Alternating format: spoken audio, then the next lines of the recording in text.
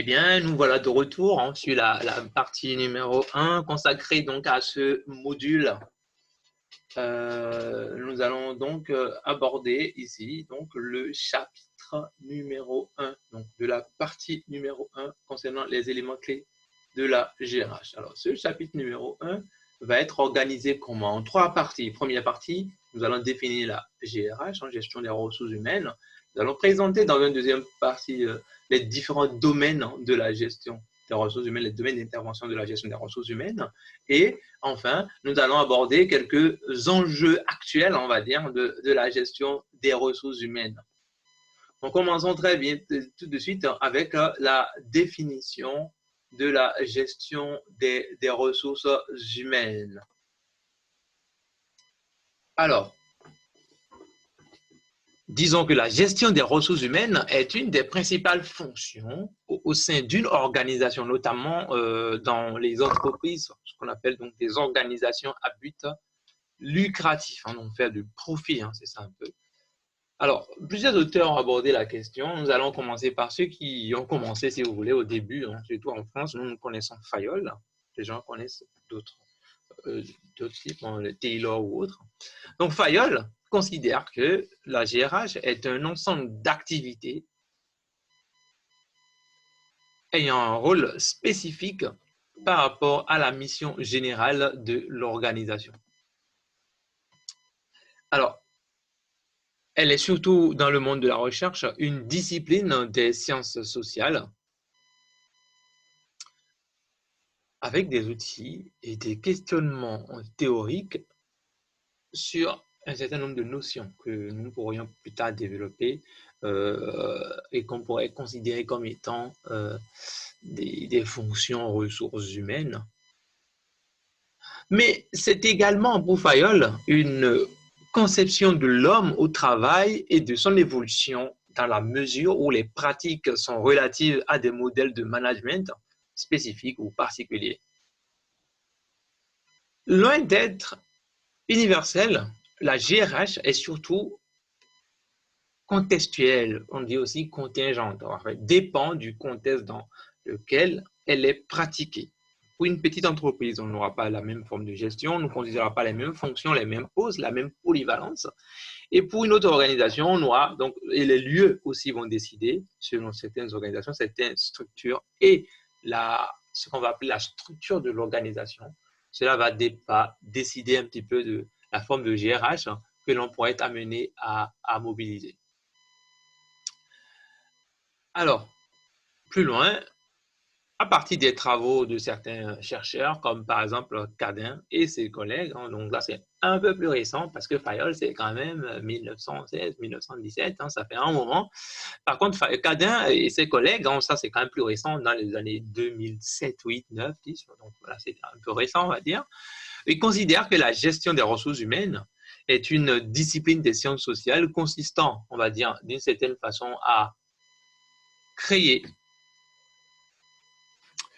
et à mobiliser des savoirs variés et utiles aux acteurs et qui pourraient être vraiment nécessaires pour eux afin d'appréhender, comprendre, négocier et tenter de résoudre les problèmes liés à la régulation du travail humain dans les organisations. Alors, pourquoi nous avions parlé de cette définition? Parce qu'en fait, par cette définition, on voit la complexité de la chose et surtout l'importance d'avoir une approche systémique, c'est-à-dire une approche holistique d'ensemble en mobilisant plusieurs facteurs en fait, à prendre en considération, notamment tous les acteurs et appréhender les conséquences de toute décision que l'on pourrait prendre sur le volet ressources humaines.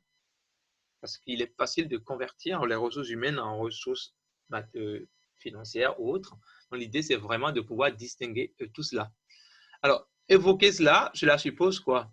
De pouvoir parler des objectifs que vise la gestion des ressources humaines, le management donc de la gestion des ressources humaines. Alors, donc, concrètement, 3 objectifs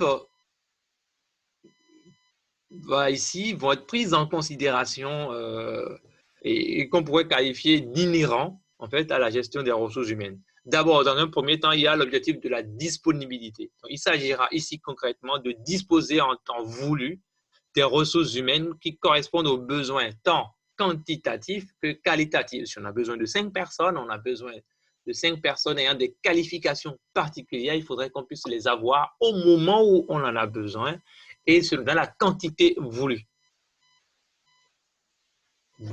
Deuxième objectif, c'est ce qu'on va appeler la régulation. Alors, la régulation ici va pouvoir prendre en considération la compréhension, la négociation et les différentes tentatives de résolution des problématiques qui sont liées au travail dans les organisations. Donc, pouvoir gérer les flux, savoir un petit peu s'il y a des conflits, comment pouvoir les gérer, animer différentes séances, comprendre le climat social, ce genre de choses. On est en train de chercher ici. Et troisième et dernier objectif que l'on pourrait évoquer ici, au moins, c'est notamment la gestion, ce qui est fait au quotidien tel qu'on l'a dit au début. Donc, il y a le volet gestion quotidienne des ressources humaines, le management opérationnel, comme on l'avait dit, en termes de déclinaison. Donc, ici, clairement, c'est l'administration, clairement. Donc, on va gérer administrativement les ressources humaines en fonction, bien évidemment, de ce qui est prévu en termes de politique des ressources humaines. La deuxième partie qui nous sera amenée à aborder donc, plus tard. Alors donc, si nous partons de cette définition, nous pouvions dire qu'il y a plusieurs domaines de la GRH. Nous permettons, nous ici, de pouvoir mobiliser 4 domaines de la gestion des ressources humaines. D'abord, l'administration du personnel, la gestion des personnes, le développement social et enfin, les relations sociales. Nous allons donc aborder ces différents points en évoquant un certain nombre d'éléments, si vous voulez, assez rapidement. Nous allons partir donc d'un exemple pour pouvoir illustrer clairement ce que nous entendons par ces différents domaines-là.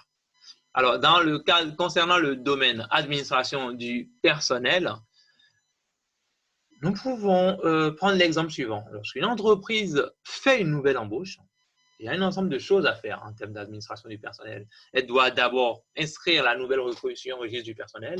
Elle doit faire une déclaration unique d'embauche. Elle doit faire une visite médicale à la nouvelle recrue. On doit l'affilier aux différentes institutions, aux organismes affiliés, si vous voulez. Donc, l'URSSAF, ça vous parle un petit peu. Je suis sur Google, vous allez voir, c'est aussi votre ami.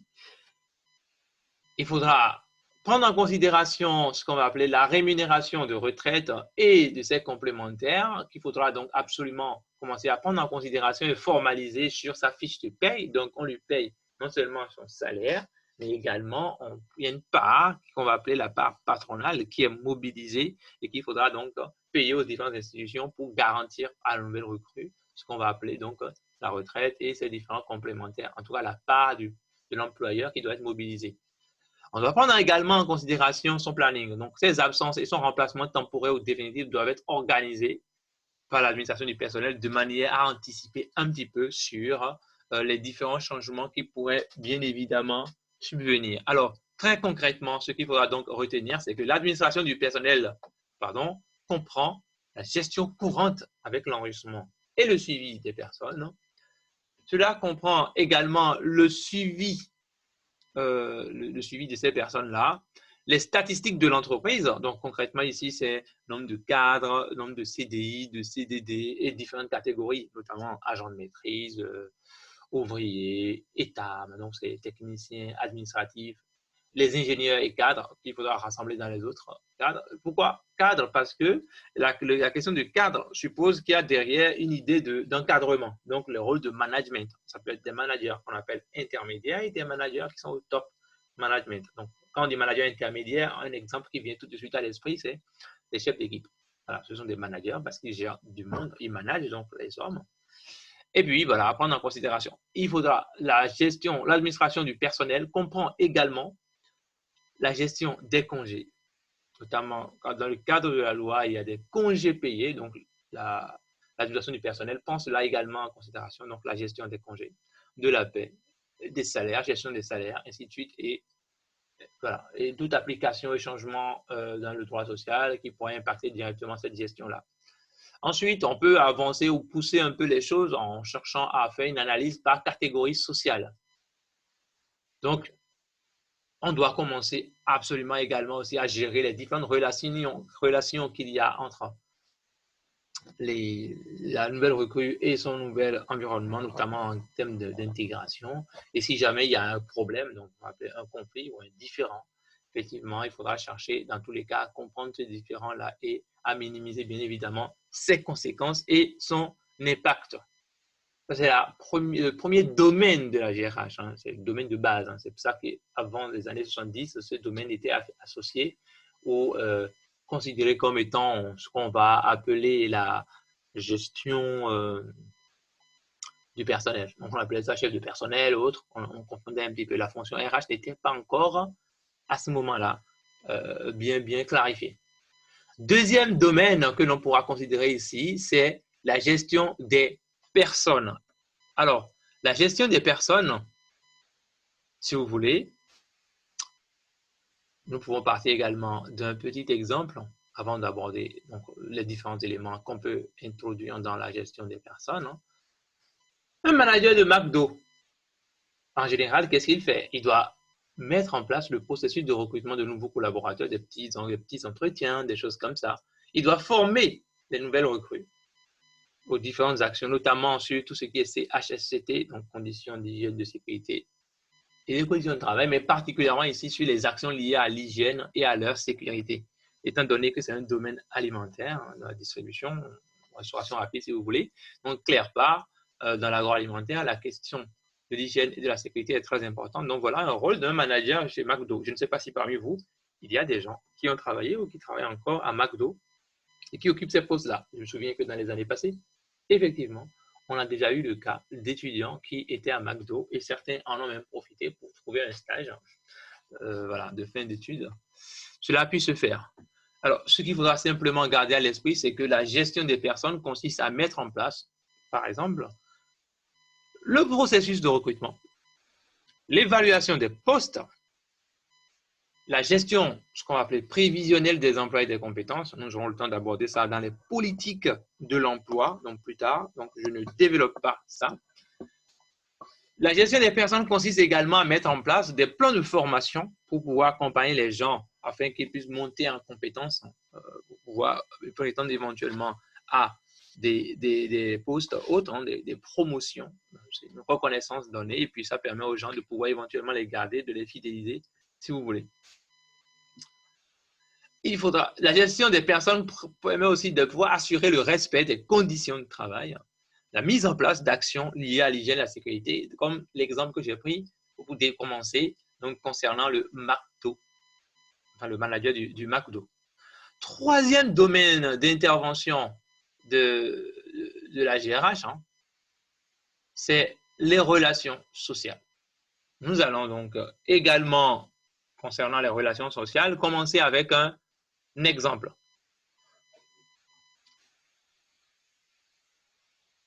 Lors de son entretien annuel d'évaluation, en fait, c'est un cas réel, hein, parce que c'est arrivé à un collègue, ami que je connaissais donc il y a quelques années. Lors de son entretien annuel d'évaluation, parce qu'on le verra dans la politique de valorisation, c'est le dernier point, le point 6, il y a ce qu'on appelle l'évaluation. Donc forcément, il y a une obligation légale qui veut que chaque année, l'on puisse réaliser un point avec chaque salarié. Donc ce qu'on appelle l'entretien annuel d'évaluation. Il y a d'autres formes d'entretien, hein, on ne va pas les évoquer maintenant. Alors donc, lors de son entretien annuel d'évaluation, le responsable donc de la personne considérée, donc son responsable hiérarchique, lui fait un bilan très négatif en lui faisant ressentir que la plupart des projets sur lesquels il était positionné n'ont pas été bouclés. Bien commencés, bien avancés, mais n'ont pas été bouclés. Alors, le responsable, en faisant ce bilan négatif, ne cherchait pas à faire fuir ce collaborateur-là. C'était plutôt de pouvoir faire en sorte de le dissuader parce que lui commençait déjà à échanger avec des collègues dans les coulisses en disant qu'il faudrait demander une augmentation de salaire. Donc l'idée, c'est de lui dire, écoutez, le bilan n'est pas forcément très positif, hein, tout n'est pas bouclé, donc vous ne pouvez pas prétendre, hein, à une augmentation de salaire parce qu'il n'y a pas de rendement, il n'y a rien de particulier. Sauf que lui n'a pas anticipé le fait qu'en termes relationnels, cette personne puisse mal vivre l'expérience. Effectivement, cette expérience a été tellement traumatisante pour lui qu'il en est sorti malade, donc il a pris un arrêt de travail, un arrêt maladie de 3 semaines. Maintenant, il faut qu'il puisse s'exprimer. À qui doit-il se plaindre pour obtenir de meilleures conditions de travail? Est-ce qu'il doit aller voir le syndicat ou est-ce qu'il doit aller voir le délégué du personnel? Ce sont deux instances représentatives du personnel qui sont différentes et pas désignées de la même façon. Le délégué en interne, le délégué syndical, le représentant syndical, c'est donc quelqu'un qui est désigné par le syndicat. Ça peut être la CGT, la CFDT, ainsi de suite, ainsi de suite, ainsi de suite. Voilà un exemple comme ça qui illustre les relations sociales. Mais concrètement, que faut-il introduire ou mettre dans les relations sociales? Alors, les relations sociales, c'est tout ce qui touche un petit peu les interactions entre les différents collaborateurs, l'employeur, l'employé, ainsi de suite, et puis les managers, ainsi de suite, et puis les relations que l'on peut avoir, les interactions que l'on peut avoir avec l'extérieur.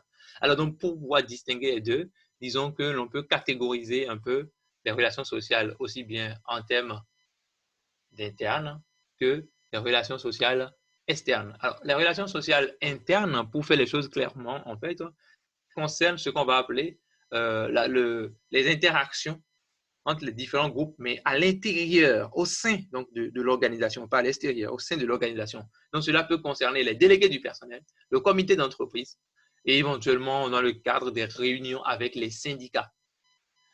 Mais les relations sociales peuvent également être qualifiées d'externes. Donc là, l'interaction a lieu hors de l'entreprise ou de l'organisation, si vous voulez, en général. Et elles peuvent concerner, entre autres, les interactions avec l'inspection du travail, la sécurité sociale, l'union patronale et éventuellement dans le cadre des primo-entrants, donc ce qu'on appelle les nouveaux diplômés ou autres qui doivent entrer sur le marché. Effectivement, ça peut concerner donc ceux qui sont en train d'être formés encore, donc les enseignants des universités. Il arrive qu'une communication comme ça soit mise en place, notamment quand on a du mal à récupérer des talents ou à trouver vraiment certains trucs. Certaines entreprises commencent maintenant à mettre en place des stratégies ou des plans pour pouvoir avoir des relations ou des collaborations avec certaines écoles pour offrir donc des stages à ces étudiants-là, en espérant bien évidemment que les étudiants aimeraient rester dans l'entreprise. Nous allons aborder le quatrième domaine de la GRH que nous avons évoqué plus tôt. Il s'agit du développement social. Alors, effectivement, le développement social est considéré comme ce qu'on va appeler un aspect vraiment très novateur de la fonction ressources humaines.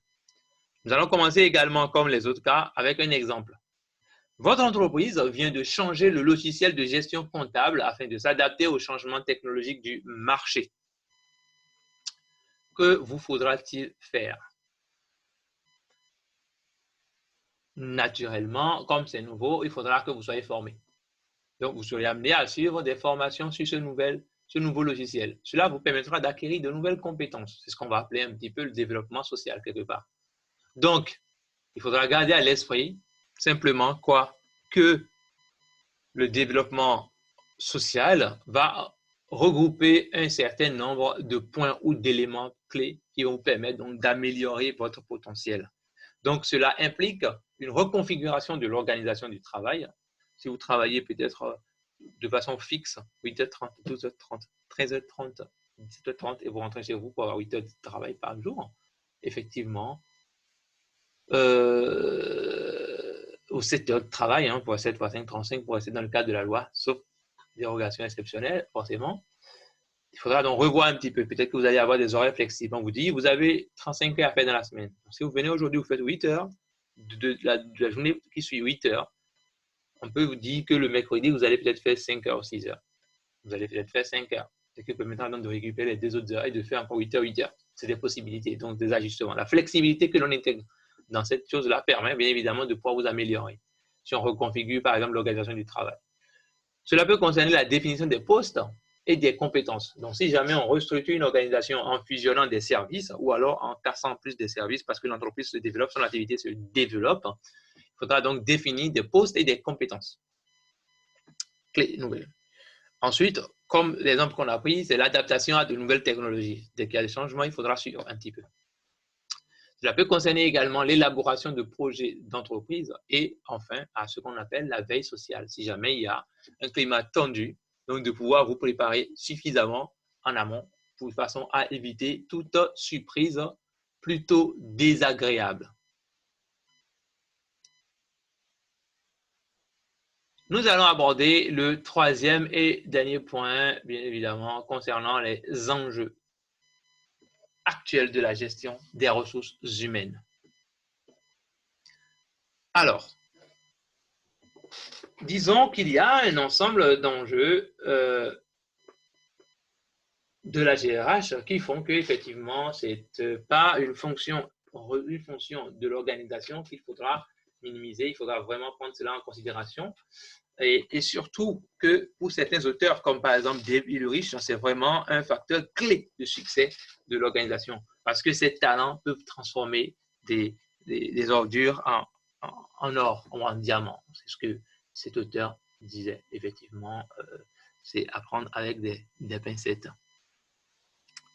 Nous pouvons donc citer au moins 5 enjeux classiques ou habituels à prendre en considération. D'abord, l'accroissement, bien évidemment, de la flexibilité. On a évoqué légèrement ça, mais je vais repréciser. Alors, les ressources humaines doivent permettre de faire en sorte que les hommes s'adaptent à l'évolution de l'entreprise et de ses composantes. Donc, différents moyens peuvent être utilisés. Alors, en deuxième année pour les GMO, je serai amené dans le cadre de cours de gestion opérationnelle des ressources humaines à évoquer ça dans le cadre de recrutement. Donc, on peut par exemple utiliser des CDD, des contrats à durée déterminée, qui peuvent se décliner en différentes choses, CDD d'usage, CDD, tout ce que vous voulez, classique. Hein. On peut utiliser par exemple aussi de l'intérim. Des recrutements et des licenciements caractérisent la réponse quantitative à cet enjeu. Il faut absolument que la fonction GRH puisse prévoir des actions de formation, de mobilité interne pour répondre de manière qualitative à cela. Pour que l'on devienne flexible, donc, il faut absolument que l'on puisse bénéficier de formations suffisantes pour avoir suffisamment de capacités, donc avoir beaucoup de compétences, comme on dit, donc d'un point de vue qualitatif, de manière à ce que l'on puisse fluctuer, bouger un petit peu en termes quantitatifs. Par exemple, être flexible, cela peut permettre donc de gagner de la polyvalence et quand on est polyvalent, on peut passer d'un poste à un autre poste. Hein, je vois très bien, par exemple, des étudiants qui travaillent en tant que préparateurs de commandes ou alors qui travaillent chez Leroy Merlin. Certains peuvent être à la fois à la caisse et après cela peuvent faire la mise en rayon, nettoyer, ajuster des choses, nettoyer, passer dans les rayons pour voir un petit peu s'il y a des zones de choses. Donc, ils deviennent polyvalents, ce qui fait qu'ils gagnent en flexibilité. Et s'ils gagnent en flexibilité, il est facile, bien évidemment, de pouvoir les employer. Donc, ici, en utilisant les CDD, ce qu'on appelle des contrats à courte durée, voilà. Le volume est à prendre en considération. Si c'est du partiel ou si c'est du complet, ça c'est à définir. Donc, premier enjeu qui peut intéresser ici, c'est l'accroissement de la flexibilité. Mais autre enjeu ici sur lequel on va revenir plus tard, c'est l'implication des salariés. Et bien évidemment, si on les implique, si on les engage, peut-être que ça peut les motiver à rester longtemps. Donc, on pourra les fidéliser. Donc, les salariés sont considérés comme étant de plus en plus nomades et ou détachés de leur organisation.